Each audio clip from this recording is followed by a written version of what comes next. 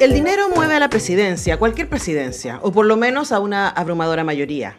Pero hay algo más poderoso que el dinero, y eso es poder controlar el destino de todos. Intentar controlar el destino es querer conseguir la alquimia, cocinar la vida y la muerte, conseguir la transformación de los sujetos a su amaño, la transmutación de las almas, monedas doradas de poder tentacular. Calamares invisibles quieren modelar cada aspecto de la vida de las personas y con sus largas excrescencias dominar no solo la interpretación del pasado, sino que la del presente, así como lo venidero. Sobre todo lo que respecta a aquellos que viven en condiciones misérrimas, a aquellos que no han tenido ni una brizna de verdadera escuela y que fueron criados como bestias de carga para cumplir las labores más básicas. El gran rebaño de los otros, de los que creen que tienen alternativa, pero cuyo gran patrimonio es la deuda, se cumple también inexorablemente. Ellos, todos ellos, son controlados por las cosas a través de la profunda desconexión con sus propias almas, que han reemplazado por el aura magnética de los automóviles nuevos, de los viajes a destinos exóticos, de relojes cada vez más precisos que brillan en la oscuridad con la visión lechosa de algo llamado futuro, o que se presenta mentirosamente como la encarnación del futuro. Mientras lo buscan con desespero, pasamos 30 o 40 años pagando el precio maldito de ese pacto con el rey de este mundo, que no saben ni intuyen, pero que padecen como los peores condenados en las más inmundas mazmorras. 40 años de trabajos forzados reproduciendo huestes de hijos que repetirán la historia dolorosamente, también si es que la historia les permite a esos hijos ser esclavos, y no solo escoria invisible en las periferias de los caminos. Apenas güiros botados y lamidos por los dedos sucios de un mar contaminado. Yo no me puedo eximir de esa enorme mayoría y ahora debo ir a mi propio lugar de sacrificio. Eso es una página del cuento que da título a este libro. Y claro, ustedes ahora suspiraron con tranquilidad diciendo, es un cuento y no son las noticias. Podrían serlo, y de hecho esa es una de las cosas interesantes de El rostro de ceniza y fuego, nuevos cuentos de la penumbra, del periodista y escritor Juan Chappell, que nos acompaña acá en el estudio. ¿Cómo estás, Juan? Muy bien, muchas gracias, Antonella. Feliz de estar acá.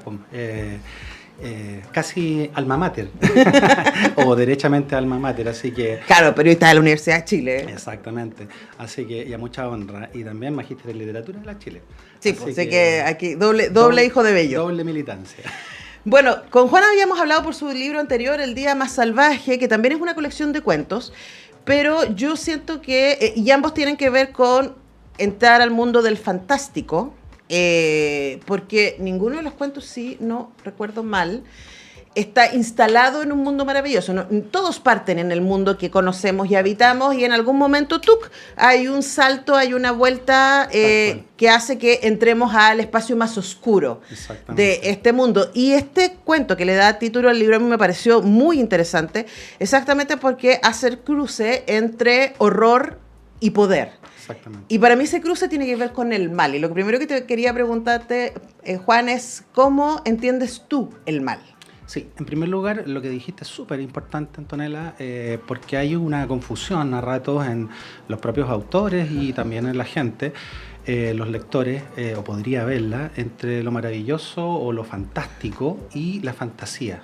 Lo fantástico ocurre en esa liminalidad, en ese borde donde no sabemos si se está articulando un mundo de los sueños, un mundo más allá del espejo, y este mundo que llamamos o mal llamamos realidad. En ese borde ocurren ciertas cosas que nos podrían hacer pensar, como en La mortajada de María Luisa Bombal, que a todo esto es nuestra madre gótica, quiero recalcarlo, y no sabemos si estamos acá o allá. Entonces, todo esto que se llama fantasía, Tolkien y compañía, es un mundo maravilloso. O sea, claro, lo fantástico está ya dado y no se pone en cuestionamiento. Claro, estamos en otro lado. Exactamente. Volviendo a tu pregunta respecto al mal, claro, a mí me interesa, y en los 3 primeros cuentos que tú ves acá en Halloween, puesto en chileno y en castellano, ¿no? Sacándole Halloween con J. Con J, y G. Exactamente, por los motivos que, digamos, los lectores encontrarán dentro del cuento. En El rostro de ceniza y fuego, que da título, como tú decías, al libro, y también en Ceniza en los ojos de la guerra, que pensé mucho ese título, porque también colisiona con El rostro de ceniza y fuego, pero orgánicamente se me armó así también. Esos 3 hacen una trinidad, digamos, maldita, por decirlo de alguna manera, y que tienen que ver, como tú dices, con poder, el mal y un futuro, un presente y un pasado horroroso, ¿no? Hay ahí en ese cocimiento, en esa olla macabra del poder, una fórmula que se ha visto en toda la historia, desde los sigurats en adelante, ¿no? Relativa a cómo controlar, digamos, los destinos. Y bueno, tú ves ahora, si nos ponemos muy realistas, hay más regímenes autoritarios en el mundo que democracias, no siendo eso todo el tiempo algo bueno. Por supuesto, no vamos a decir que esos son los ángeles del mundo tampoco, pero es bastante decidor de cómo está el planeta en este segundo, unido a todas las guerras, que esto de Ucrania, de Gaza, etcétera, no es algo aislado, es algo que encubre además montones de otros conflictos, por hablar solamente de lo bélico tradicional, montones de otros conflictos que están en este momento surgiendo en el mundo, unidos a los conflictos, a la guerra interna que uno tiene ya per se. Claro, es que yo estaba pensando exactamente en eso mientras leía estos 3 primeros cuentos que tienen que ver con, de una u otra manera, con la impunidad o con la fantasía de impunidad que te puede dar el poder, ¿no? En el cuento de Armayo estamos en la Segunda Guerra Mundial, ¿cierto? Entonces hay una idea de que en el contexto de la guerra cualquier cosa es posible, literalmente. Entonces la guerra interna que existe, ¿cierto?, dentro de todo humano, tiene más posibilidades de desfandarse, ¿no?, frente a que no va a haber consecuencias de, por ejemplo, lo que vemos a nivel de violencia, violación, ¿cierto?, y, bueno, por supuesto, asesinatos que existen en el contexto de la guerra justificados por razones políticas. Y luego el primer y el cuento que le da título al libro y que además es como el corazón del libro, tiene que ver también con la impunidad del poder político y económico.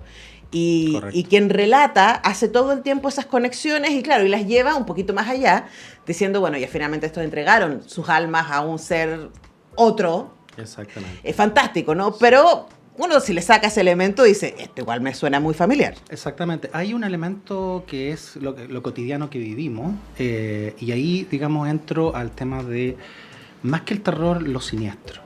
¿Ya? Como lo entendía Freud, a propósito de un gran amigo mío, gran amigo porque lo leo muy seguido, que es Eta Hoffman, de donde viene, digamos, esa lectura de Freud, que es el cuento El arenero, de Sandman, un cuento de 1815, donde se habla de Lohan Heimlich, es decir, la teoría de lo siniestro, que es lo familiar vuelto extraño. Claro. Si vivimos en esta familiaridad donde pasan muchas cosas, y a mí me gusta hacer colisionar cuestiones, como en el cuento de Halloween, por ejemplo, colisiona dictadura con Halloween, cosas medias improbables, pero que en el cuento, creo, se arma una verosimilitud, ¿no?, con aquello.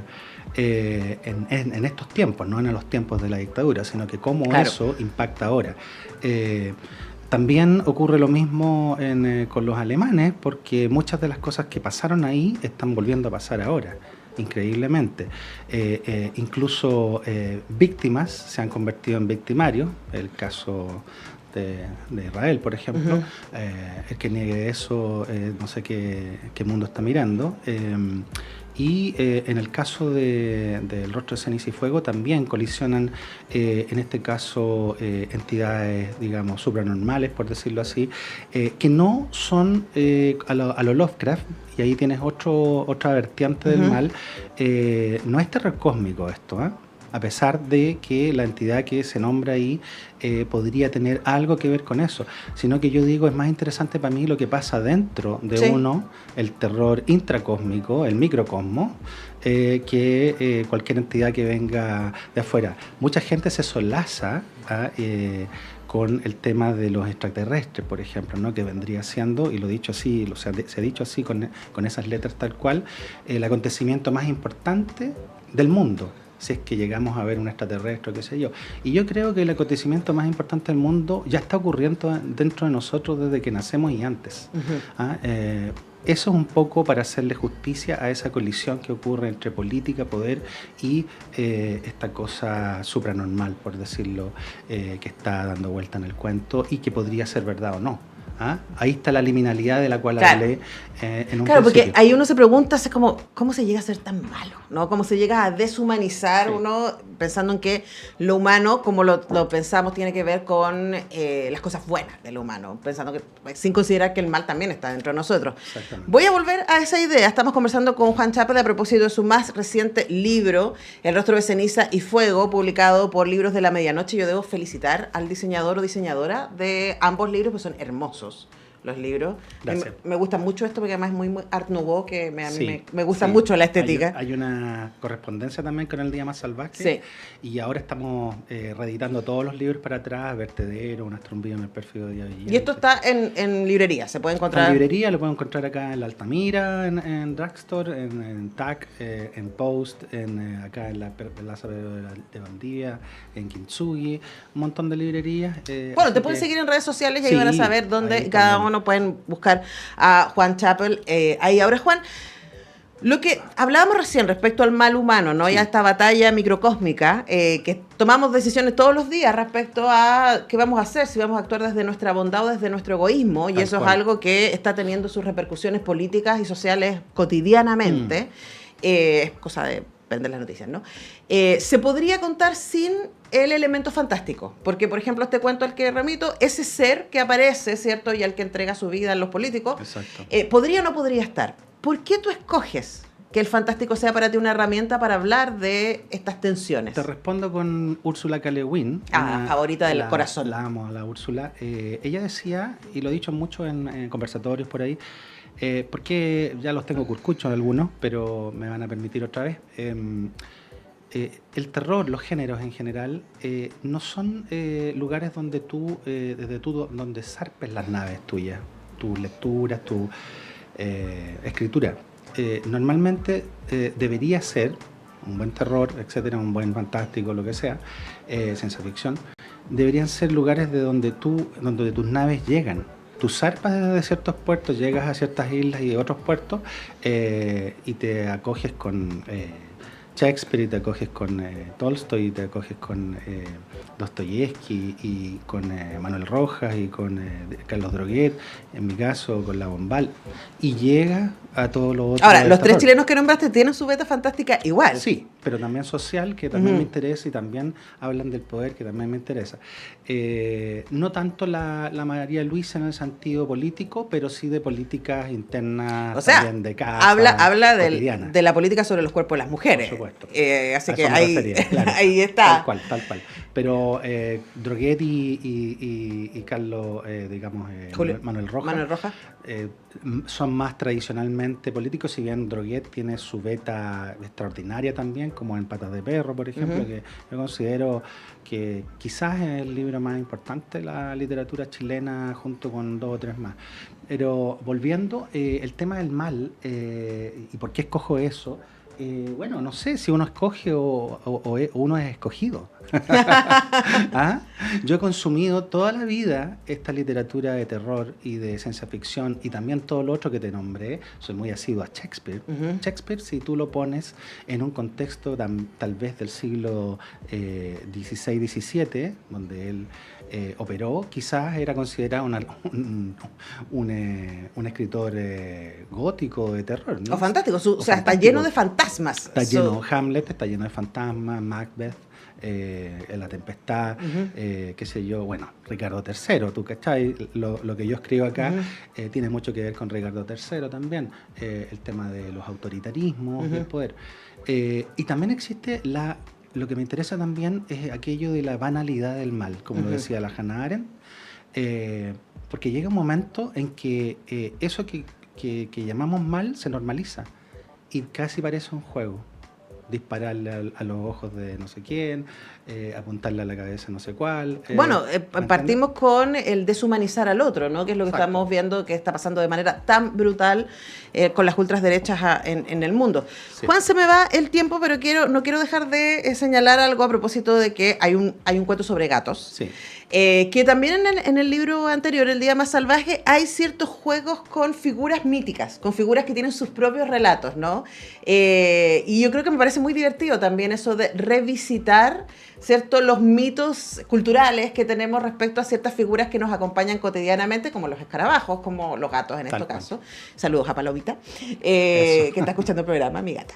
Entonces hablemos, Juan, de ese juego también que dialoga con los relatos culturales que nos acompañan. Sí, tanto en Felis Catus como en El hombre apotropaico, que es el relato que cierra el libro, El rostro, ceniza y fuego. Claro, hay una apropiación de eso, pero en el caso, digamos, especial de Felis Catus, que es el gato doméstico, eso es lo que significa en latín. Y en castellano, hay una también continuación o continuidad con una tradición, o sea, no nos olvidemos del gato negro de Edgar Allan Poe y otros, los gatos de Ulthar, de Lovecraft, por ejemplo, ¿no? No es que me haya inspirado en eso, ¿no? Porque yo pero están ahí. Claro, están ahí porque son parte de un acervo, entonces no te puedes hacer el tonto tampoco y decir, oye, yo vengo de la nada, ¿cachai?